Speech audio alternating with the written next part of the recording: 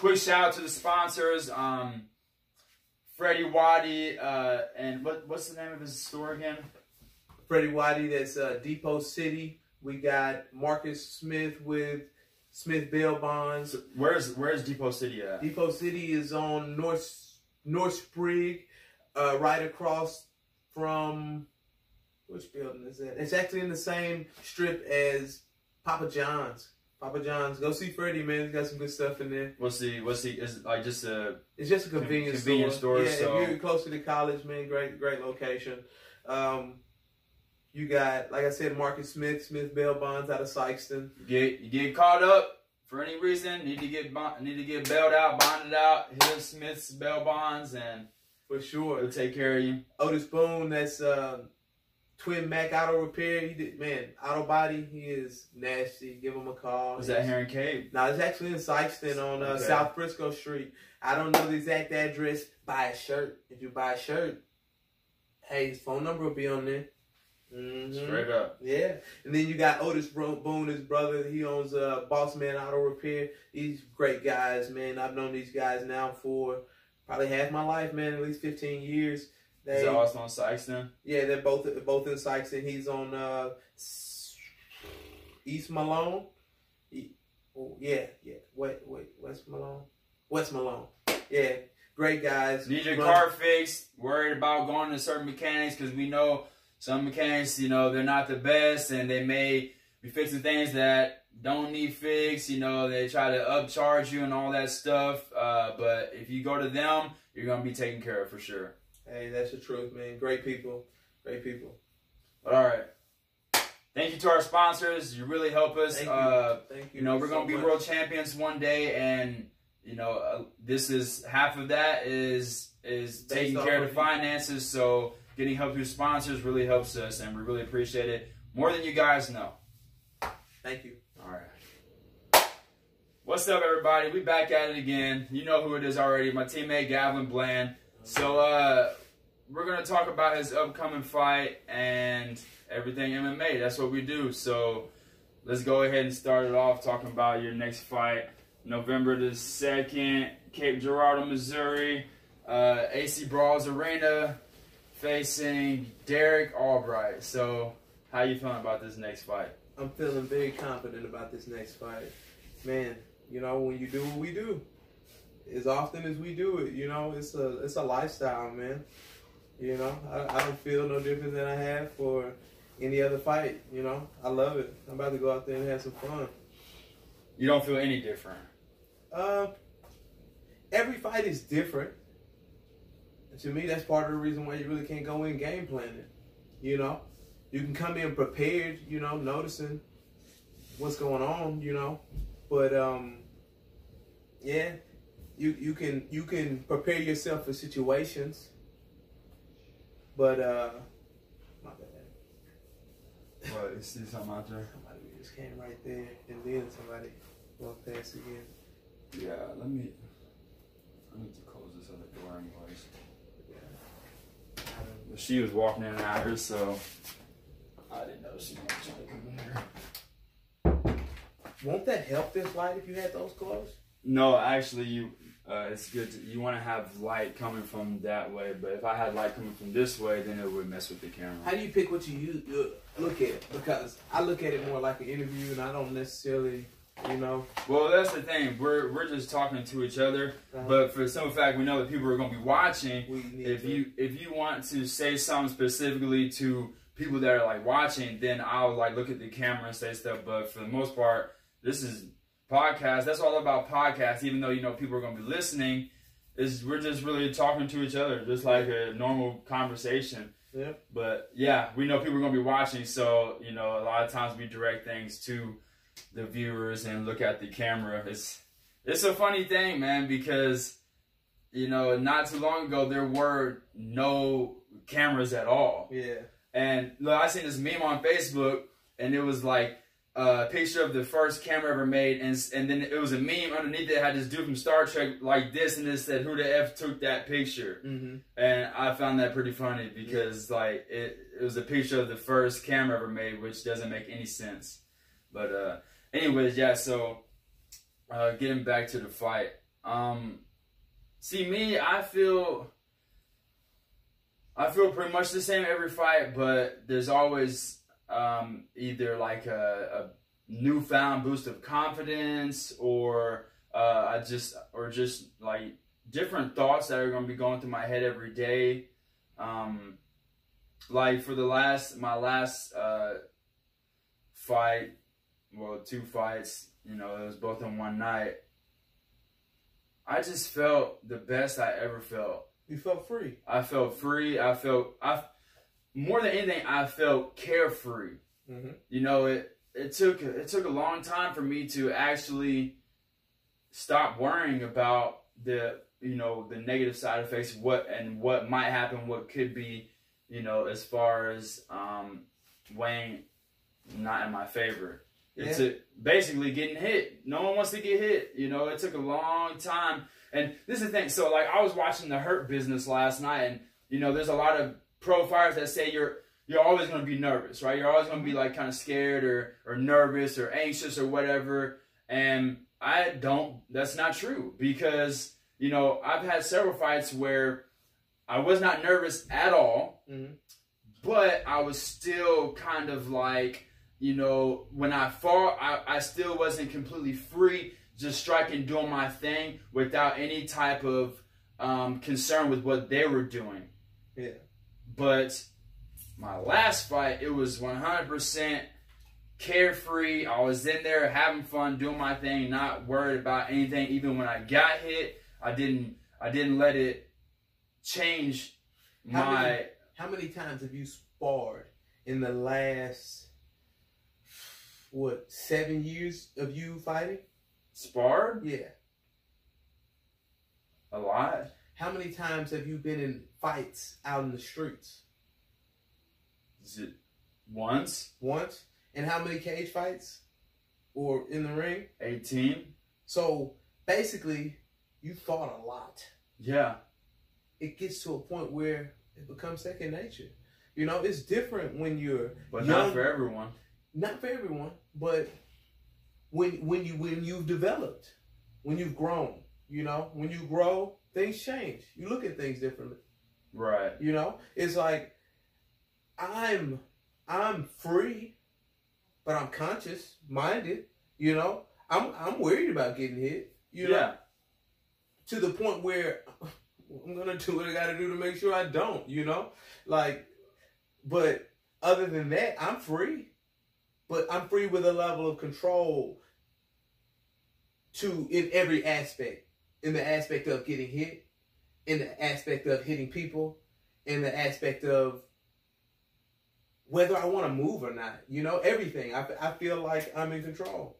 You know, another person can try to do whatever they want, but as long as you have control over yourself, you know, that is our biggest battle, is ourself.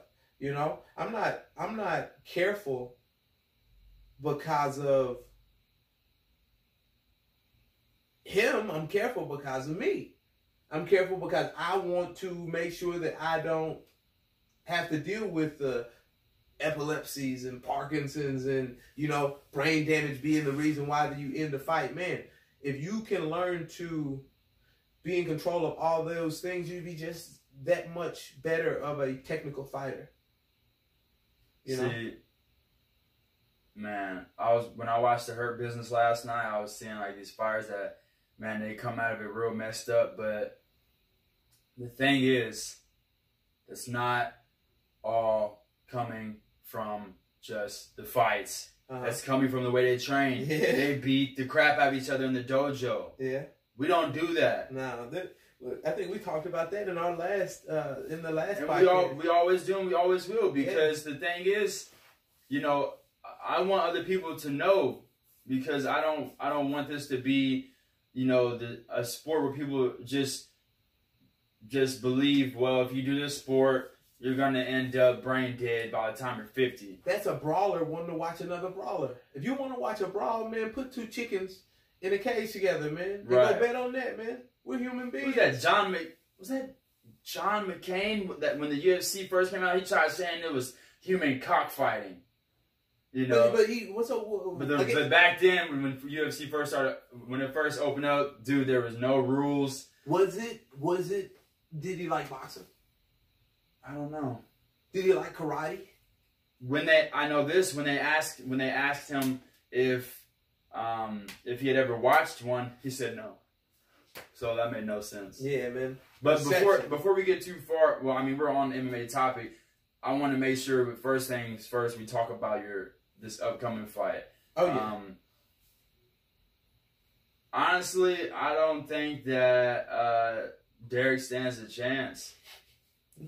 Hey, and that's an unbiased opinion. That's not, coming from your teammate. That's coming from a man that knows martial arts and has been involved in the business, and just I've seen him fight twice and live in person. I commentated both. One of them, the last one, and he's just really not on your level. He doesn't have the same level of experience. But he does train at a good dojo, and he's gonna bang. You know what I'm saying? But really, I just don't see any chance of him winning. Coming in. You know me, bro. I'm not a cocky person. You know what I'm saying? I do what I do and I enjoy it. So I boast not on myself, but on just my love for what I do. I couldn't necessarily say anything bad about the kid. I'm happy he took the fight. And I like him too. He's cool. Yeah, man. I'm 29 years old, bro. I grew up in a society where, if you ain't family with blah, blah, blah, you know what I'm saying, and he in two with blah, blah, blah, and that's your cousin, now you got to walk down the street like, man, is this dude going to, try to do something to me, like, that's the society I grew up in. I was just talking to somebody about this the other day. Like, in the black community, with everything so divided, it's like war, bro. You living in war every day. You go kick it in the hood to somebody that's probably not going to like you, or somebody that's going to look at you some type of way, So, I grew up like that. Now that I'm older, and I have peace of mind, bro. I know who I am. I don't have to tell this kid what I'm going to do to him. It doesn't even matter. If y'all like watching fights, come watch me fight. That's what I'm here for. Right. That's all I came for. I love it. I love it. You can ask my family. You can ask my friends. Man. If it's one thing I can do, and that's fight. Don't matter what else when it comes to this, November 2nd, when I step in the cage, they're going to see, You got any predictions? Do I got any? I'm predicting a finish, Right. Point blank, period. Like you said, bro, I understand the fact that I'm at another level. That's because mentally, I've been there. I've done that. You tell me how many people, that go through some of the things that I've been through and wind up in the situation I'm in. I know I'm blessed, bro. It kind of is what it is, And I go through life. I went through life, my entire life, just trying to learn something. And the more and more you learn, it just makes you want to chase more and more knowledge, and the Bible tells you to lean out onto your own understanding, but at the same time, knowledge is what it is. So once you have it, you don't necessarily want to lean on it like this is all that's there, because you know how things happen. Anything can happen. But you have to respect the knowledge that you have. You have to respect what you've given. Why? Because if somebody gives you the definition of the word, okay, you got the definition of the word. But until you put that word into perspective, you start to use that word, you'll never really get the true understanding. Now, if you did, I got the definition, take the word, I learned how to use it, I learned its ins and outs to the point where now, if you say it, I can just tell what it is. Now, I don't have to ask myself any questions, about that. I know. You got to respect that knowledge. You got to respect it. Now I got it. You don't see a wise person talking about something that they've been through as if they hadn't been through it. As if it was, new to them again. Like, no, you grow. We get seasoned into these things. Sometimes But I don't see. That's another thing though. That's like two sides of that story, because you will hear a person that's very wise, been there and done that, talk as if they haven't, because they do understand that everything changes. Yeah. And every circumstance that may look exactly like the next is 100% completely different. Yeah. So there's two sides to that story for sure. Yeah. And that's what I find very fascinating about life. You think and then all of a sudden it's completely different from what you know. True. It's a lot of it to me is self-control, which martial arts teaches us. When you meditate as much as we do, sitting in a sauna for minutes at a time. Which martial arts is meditation. Yeah, stretching. You get to doing all this stuff, bro. It'll just come to the point where before the cage, I'm enjoying myself. Right. Once I step in the cage, I'm an animal. I'm not necessarily saying like I'm an animal or I'm a savage beast. No. Like now I'm thinking about my own animal instincts, my life. We do have, reptilian part of our brain, and we're just like the other animals. Yeah, I'm thinking with my human nature. We have killer instinct, we have the instinct to eat and the instinct to reproduce. That's all there is to it. Yep. And you've seen fights. This is how you can tell when something's natural. You've seen fights where somebody good didn't do anything but defend for rounds upon rounds upon rounds. I've done it. And then on top of that, at the end, boing, knockout. You know what I'm saying, bro? There's levels to this game. And all that it says is, at the end of the day, if you don't have it, and this is what you're pursuing, it'll come in time. One thing Sensei Nick said to me when I first met him, as I was asking him about techniques, man, I'm so young in the game and I'm hungry. And, he just met me. He sees the eagerness in my eyes, and he just didn't have an answer. Well, he did have an answer. He just said time and service. And I was like, what does that mean? He just kept on walking. I asked Jim when we got back from Indiana, I'm like, man, what does that mean? He was like, bro, just keep doing it. You'll see. You'll see. I say the same to you, Willie. That's what I love about, and you're seeing it more and more every day. Like, look at Jorge Masvidal. How long has he been fighting? And now he's a superstar. Yeah. It took time, and he's been good for a long time, but he didn't quit. You know what I'm saying? Because he didn't get to that star level, sooner, like some people. He didn't stop. You think about that, time and service. There's so many different ways you got to look at that word, There's the time in between you being nothing and you being something, or you being low on the totem pole and you being high on the totem pole. There's a time in there where you're losing, you're winning, you're doing good, you're back down, you're back up again. Like, that time goes, there's so many variables in that one word itself. And then you got the service, Okay, yeah, I trained and I just went in for my hour. I worked hard for an hour, other half of the time I laxed. But you'll wonder why those guys who were in there that whole time and stay focused that whole time are so much more developed than you. Time and service. See, it like that with the service. This service can be explained in so many different ways. So life is just so complex, man. You just gotta go through it, bro, and you gotta love what you're doing. Right. You gotta love what you're doing. I love what I'm doing.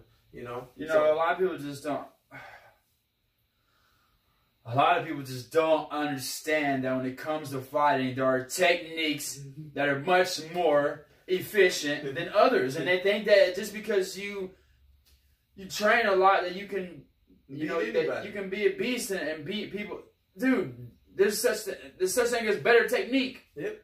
The technique can always be better, always be more refined. And so, I hate when someone has great technique and the other person has good technique or not good technique, and they think that this guy has a chance. I just don't. I mean, a plane could crash out of the sky and land on this house right now, but is that really probably going to happen? Yeah. No, it's not. Like, it's, so I just, like, I was talking to this guy the other day, and I was telling him, so I just, I trained this guy for one session the other day, and his technique, all due respect, was trash. Yeah. And a few days after that, I seen him, and I told him, and you could tell, dude, it hit him right in the heart. He got his ego like shot through the roof, and he was like, man, my first fight, I knocked somebody out, and this and that. I don't care if you knocked somebody out. Yeah. I'm telling you, your technique compared to compared to karate techniques, compared to Muay Thai, compared to judo, jiu-jitsu. Well, we didn't do any ground, we did all striking. But your technique compared to real martial arts, real boxing, is trash. Yeah. You're not going to stand a chance against a real solid boxer, a real solid kickboxer. Take it to boxing. Like, in boxing, you got, at the pros, you got C-level, B-level, and A-level fighters. Yeah. You put those A-level fighters against those C-level fighters, and you see those knockouts, man. It's very clear. People don't understand. They're so biased to it. Just like MMA, like, how you going to limit yourself? You can't limit yourself and say you want to do MMA, I'm only going to do judo this way. Like, bro, we do it with a gi. And we do it without a gi. The thing is, that's what we're seeing now. We're really starting to see that you cannot be in MMA with just one style. No. You have to be good everywhere. Yeah. If you have weaknesses, your opponent is going straight for it. Man, look. Best believe they're going straight for it. Look at the cream of the crop in the UFC. Everybody can throw a Thai kick. Everybody. Same people throw karate kicks. I mean, it is what it is, man. And they can punch, and they can throw, and they can sweep, and they can trip, and they can submit. Yeah, you gotta get it all, man. Yeah, you gotta get it all. There's no other way to go about it unless you want to take the chance of defending your weakness every time you fight instead of showcasing your strengths. Simple as that. Yeah, I honestly, I look at like how people are early in their career, then I look at how they are later in their career. A lot of people keep a lot of distance, and you would think later on in your career, you would probably keep a little bit more. I look at somebody like Anderson Silva. He demolished so many people just controlling it like that. And I understand your movement. See, your reaction time slower the older you get. Much slower. So how can you compensate for that? Control the distance, bro. Put more distance in between you and them. Man. Stay out of danger. So you got more time to react. Yeah, stay out of danger. And that's just something. Once you reach a certain age, though, look, if you're 35, on 35, you can still be in a pretty physical prime. But once you get close to 40, dude, you should not be fighting someone that's 25 to 30. You just shouldn't. Hey, now. For the most part. Let's think. General statement. Let's think politics and knowledge. With that statement then, because if you can beat them, you can beat them. Well, yeah, that's a different story. But just for a general rule, like keep the older dogs with the older dogs and the young, old wolves with the old wolves, young wolves with the young wolves. Man, if now you're talking about, all right, let's speak wolves. You got the pack. You got an alpha male. Yeah. You got these other males behind them. Some of them want to challenge them from time to time, right? But you got that puppy. You got that puppy that's sitting back there, growing up, watching you, envying you, wanting to be just like you, learning everything you do, watching the other people that attack you, and then one day he attacks you. Boom. It's our nature. If MMA wasn't like that, it wouldn't be what it is. Because like I know, there's some judo, there's judo, jiu-jitsu, there's Muay Thai masters. There's people that have been doing this so long. The sad thing about it is we think we're so smart. We think we're so smart. But we're just as dumb as wolves because we'll attack the alpha of our pack when we should be sticking together and defending ourselves from the other packs. That's what we do. The like MMA I don't care. is a competition, Look, though. I don't care whatever happens. Mm-hmm. Someone that I train with on my team, Mm-hmm. from start to finish, someone that I really grew up training with. Well, when I say grow up, like, okay, for instance, Caleb. Mm-hmm. Say when we go pro, Caleb wants to fight at 145. Mm-hmm. I don't care if say he was to get to the belt before me, I'm not going to fight him for that. Yeah. I'm just not going to. Yeah. You know, respect is something that's been lost in this sport, but at the same time, it's not just respect. It's loyalty. Yeah. That's what that is loyalty. Yeah. That's all there is to it. Look at what happened with Rashad Evans and John Jones. Yeah. But that was a different story. Well, okay, so they should have never fought, right? It's competition to them, man. But they're on the same team, and this is the thing. So Rashad, he wanted to get all butthurt because he got injured, couldn't fight. So John Jones stepped up and took a fight for the belt. You can't get mad about that. You're injured. You can't. So you don't want your teammate to do well. You don't want him to have the belt. If it's his time to fight for the belt and you can't, it's his time. You know. But then you wanted to get mad, and he left from Jackson's gym, and then after that they were rivals, and then they ended up fighting, and then Rashad got shit beat out of him. Yeah. So, man, to me, it's competition. You know, I said it all the time, bro. There's a lot of people that I would fight. You know, I'm not gonna fight anybody on my team. You know, I'm not. But you're not on my team. Well, let's get down. You know? Yeah, of course. Let's get down. So, yeah, loyalty is one of the. It came with martial arts tradition. You know, people in China, you know, in Asia of Chinese descent, they are very loyal to the ones they train with, you know? I mean, and they'll always show respect to their teachers.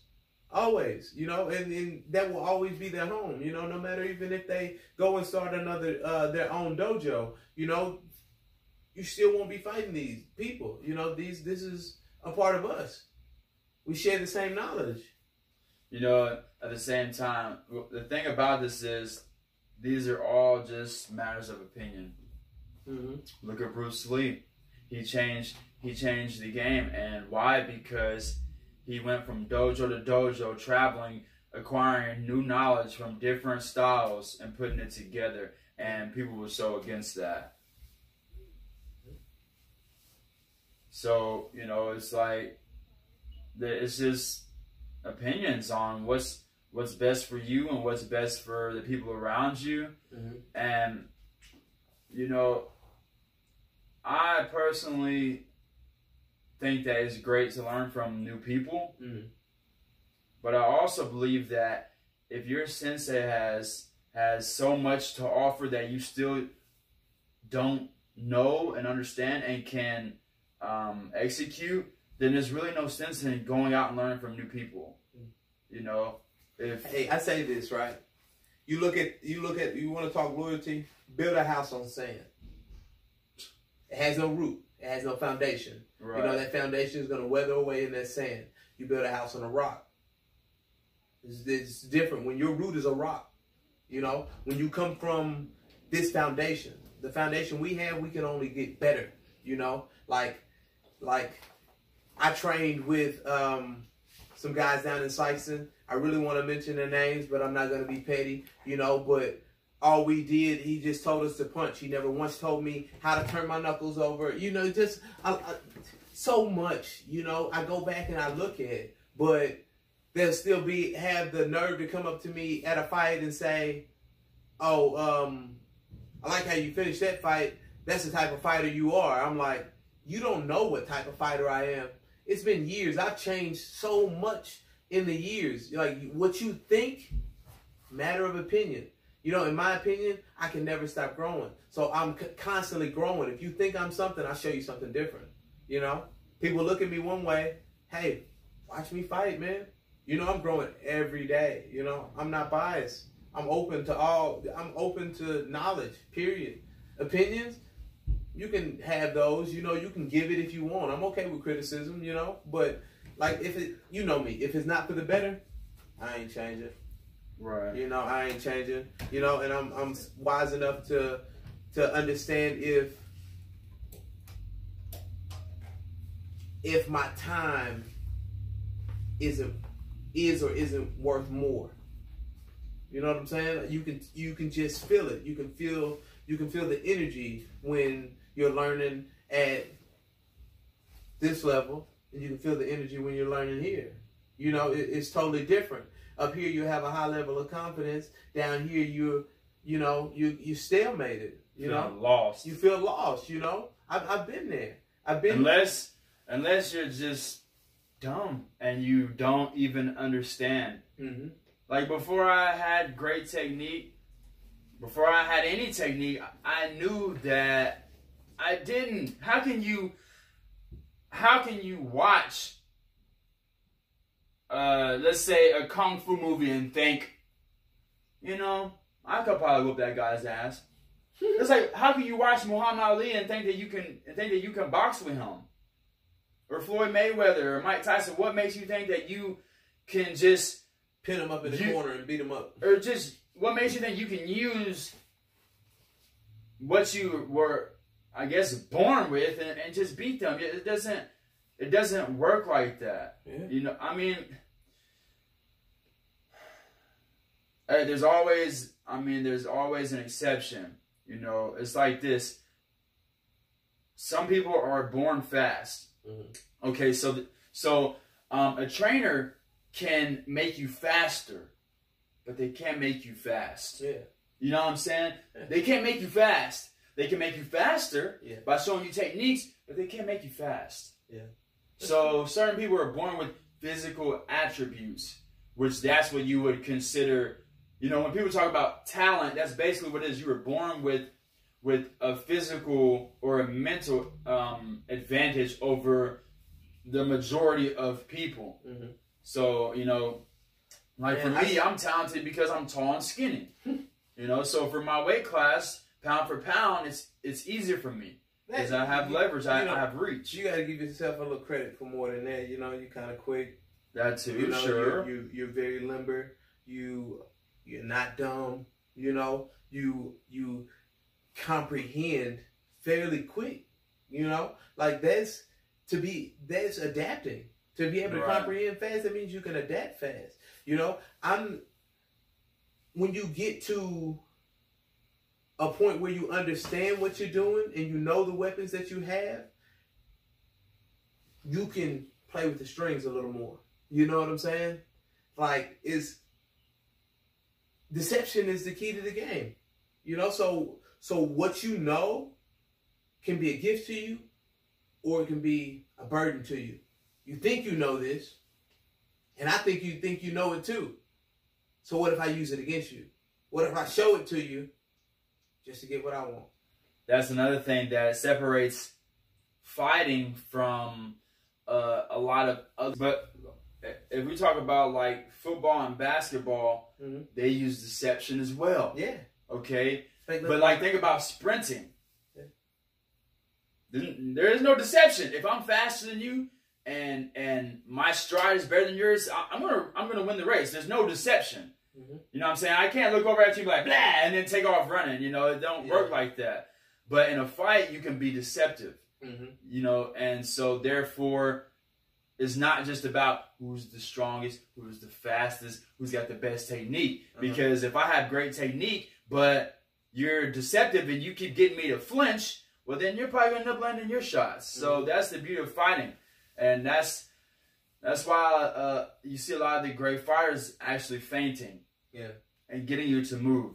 But see, this is the thing. A lot of times in the amateur ranking, in the amateur fights, fainting doesn't work because people don't always react because they're dumb and just try to come forward or just stand their ground and don't even react. So you just got to tee off on them. You know, it's like if I move and you don't, if I move and you don't move, okay, well, I'm going to crack you. But if I move and you do move, then I have to figure out a different way. But a lot of people just don't. It's a part of the game. They just don't react the right way too. So I know if I'm sparring you and I throw the jab, you're gonna slip that way. You're not gonna slip this way. Hey, you know, more than likely. You never know. More than likely, you're gonna. Well, I know you're gonna make certain. You're gonna move certain ways that you should to avoid. I know you're probably not gonna headbutt my fist. No, not at all. I mean, I wouldn't. That would kind of throw me off, you know. But and when you're as an amateur, dude, they make such dumb mistakes. It's like you literally don't know which way they're gonna move. You don't know what they're gonna do at all. So you really got to be ready for anything that like and everything. See, but people come at you saying stuff like, "Let's bang." Bang? Like, so you basically want me I'm about to bang this fist to up against your stand in front noggin. of you and throw punches with Rock you? 'em, sock 'em. You sound like a Hey, rock 'em, sock 'em, bro. They don't turn sideways. They don't cut angles. They're just here. sound like a 5-year-old boy. That's what to me, that's what that sounds like. Yeah, this ain't about to be no brawl. I'm not about to bang with you. I'm about to stick and move, son. Look, I bang you up. I'll bang you up. I bang you up. Bang your head against the canvas. What's up? Yeah. I mean, that's about the only banging you gonna get, man. Like what I don't know, man. People just got the game twisted. They do. They really but that's them. They're the ones that are gonna end up punch drunk. Mm-hmm. Not me. Talking about let's Not bang. I. Let's bang. I got you. I got you. I promise you this. When I'm freaking 50 to 100 years old, I'm not gonna be walking around forgetting my kids' names. I'm not gonna freaking lose my mind. I'm not gonna, I'm not putting myself through that. Yeah, man. And this is the thing. Although I say that, it also takes the right sensei, the right leader. Because if not, bro, like you said, we're animals, bro. One of these days, we'll train hard and we'll rough each other up in the dojo if we don't really have someone there to make sure we're not, because we have ego and also we're competitive. Even if there's not, so we're sparring and we're clocking each other.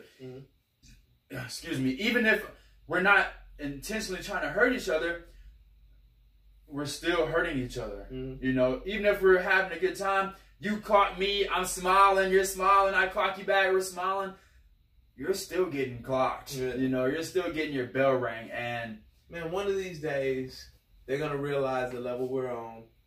And they're going to realize we got the best team in the Midwest. Why? Because we put in the time. We put in the work. We're digging deep into the arts it's a number of factors. But yeah, man, I'm like, we're the best in the Midwest. Point blank, period. A lot of these people claiming to be the best in their weight classes. Willie, we train with so many people, from training with who we were training with before. People just want to randomly come in there. And then a lot of them, once I transitioned over, they see the difference. They spar with me. They roll with me. All right, so this is my perspective. A lot of the amateurs, okay, so this is how their progression is, right? Might even dip back down a little bit, then slowly go back up. This is ours. Willie, talk about 9 victories in a row. Like, oh man, who you fighting? Man, you got to look at the time span in which that happened.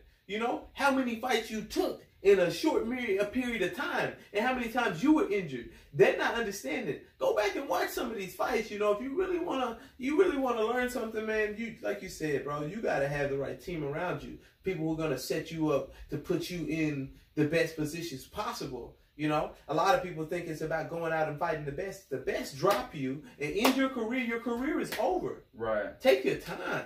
Right. Take your time. Stop being dumb. Going to these coaches talking about, oh yeah, you got it. I showed you a couple things. You got a lot of heart. You got it. Fight people on your level. Yeah, man. My sensei isn't trying to throw us in there with anybody. It's got to be maybe a little lower than your level, right at your level, and maybe a smidge above. Okay, so like I would say one person that was a smidge above my level because of his You know, he had been training longer, and you know, you could clearly tell he was more developed than me. Mm-hmm. And this was last December. Yeah. I promise you this. This was last December. Yeah. If we was to fight this December, I'll smoke his motherfucking ass. Yeah. I will smoke him like coals in a damn furnace. Mm-hmm. Like straight up. I already know because I've watched his fights recently. Yeah. And he looks exactly the same. People don't know how to study. People just try to call themselves studying, bro. Like,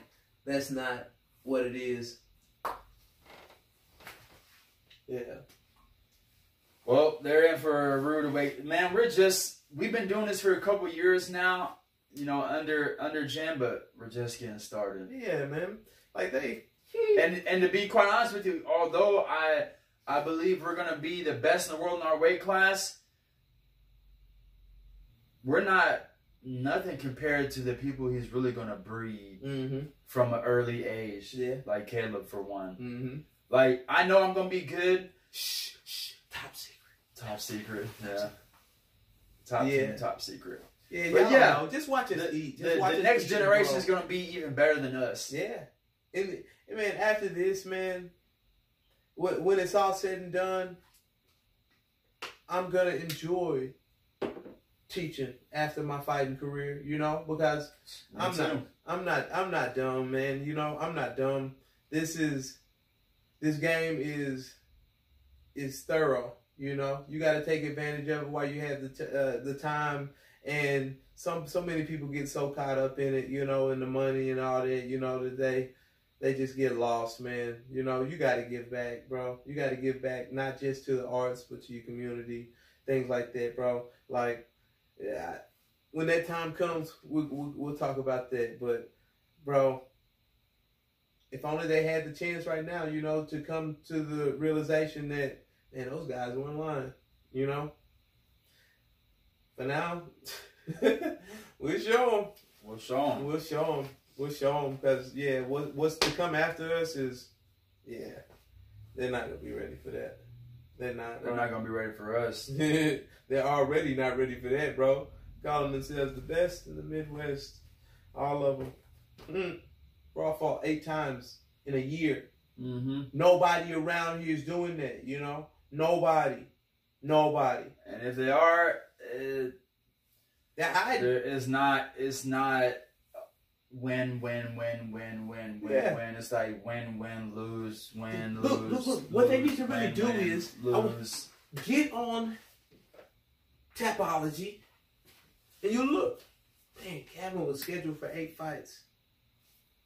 He fought 6. Never had to back out. Never. How is it that he's saying he has 8 fights? Never backed out even though you had injuries. Man, look, fought a fight, went and fought the next week knowing that I wasn't, you know, but at the same time, I was okay with breaking myself back down to a discipline and using what I had to see what I could do. And in all honesty, if you look technically at the kickboxing match that I lost,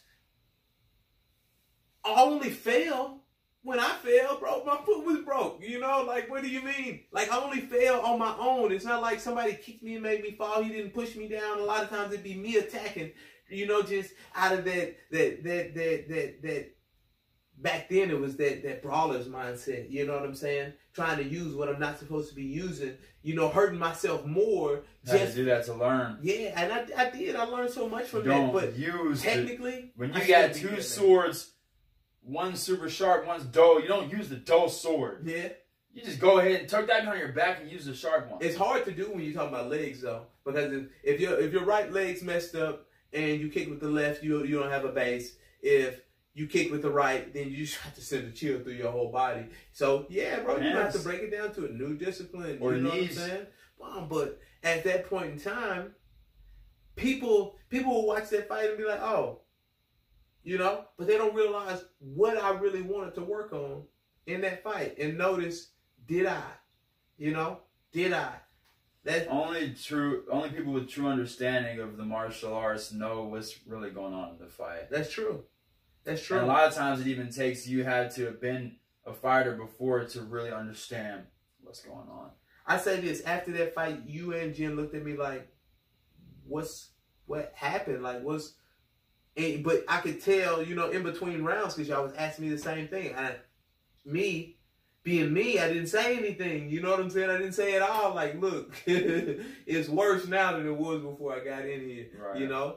And that's that youth, you know, that immaturity, you know. I knew, though. You knew I was hurt. Look, I was in the back. I was upstairs in the back watching. Yeah. And I was like, his legs hurt. He can't hardly stand on it. Yeah. I knew. Man. He only knew. Look, dude gonna try it. Like, I choked him out in MMA, tossed him, you know what I'm saying, choked him out. So he like, oh, he gonna get his revenge in a MMA match. Like, to me, and a kickboxing if somebody finishes you, the only way to revenge yourself is to finish them. You know what I'm saying? Like the champion. You don't just go and try to beat the champion by decision. You got to drop the champion. You got to knock him out or drop him. Yep. Period. Deontay Wilder knew he was losing that fight. So he had no choice but to drop him. Right. And just doing it a couple times. Let them know how truly tactical he was in the mind. Okay, this guy, you know, he waited. You watch Vasyl Lomachenko. You talk about levels. Tyson Fury, Deontay Wilder. Yeah, technically, Fury's better. Deontay Wilder is a more savage, thorough. He got that dog in him, bro. You know what I'm saying? He gonna go. You know, if people didn't realize that beyond, you know, his powerful hands. But you go when you look at Vasyl Lomachenko versus old boy Campbell. Campbell was a multiple-time Olympic champion. Vasily Lomachenko was a multiple-time Olympic champion. On top of this, you know, they come in with these real good records. Now you look at the levels, you know, and what Lomachenko did, the way he dropped him in the 10th or was that 11th. Man, he could have been did that, bro. It's like he goes out there working on what he wants to work on, you know. He's an entertainer at the end of the day, too. You know, he made sure that by points he was going to win that fight. But he made it unanimous, without a doubt. You know, like, he could have, I felt like he could have done that in the first a couple times, you know. Even in the second, on through the fight, you know. But there's levels to this game. Like Chael Sonnen and, Anderson Silva? Anderson Silva been dropping everybody. All of a sudden, he goes to the 5th round with a guy who is garbage. And then pitch you in a freaking arm bar. And submit you. He didn't even, what was really going on? Do people not really care to wonder why? And you got to think about how that would damage a fighter mentally. After that, he was never really the same. Nope. I feel like they put him through that. Bro, nobody is going to dictate me and my career but me.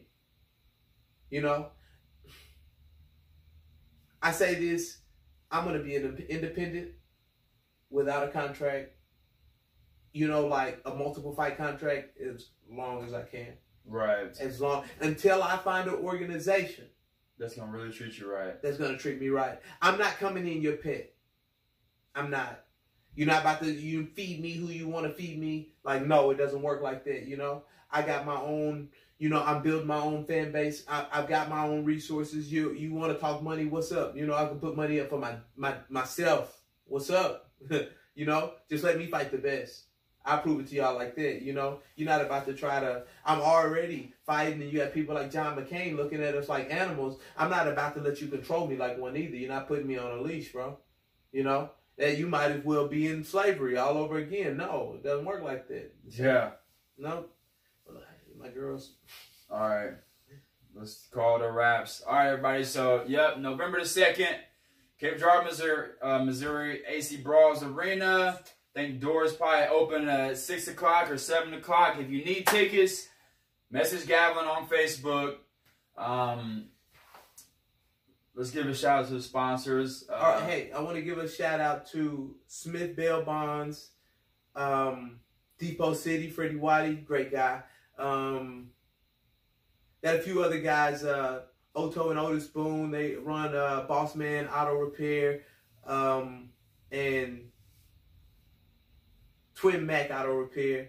Man, great people. Thank y'all so much for the support and the help. Hope to see everybody. Hey, it's going to be a good time. It's going to be a good time. I can't wait. Oh, I yeah. can't wait.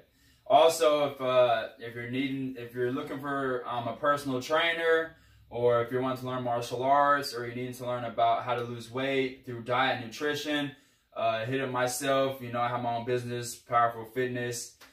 We make meals for people, and you know, teach people how to defend themselves and lose weight and all that good stuff. Everything that's involved with physical fitness, that's what I do. So until next time, we'll see y'all later.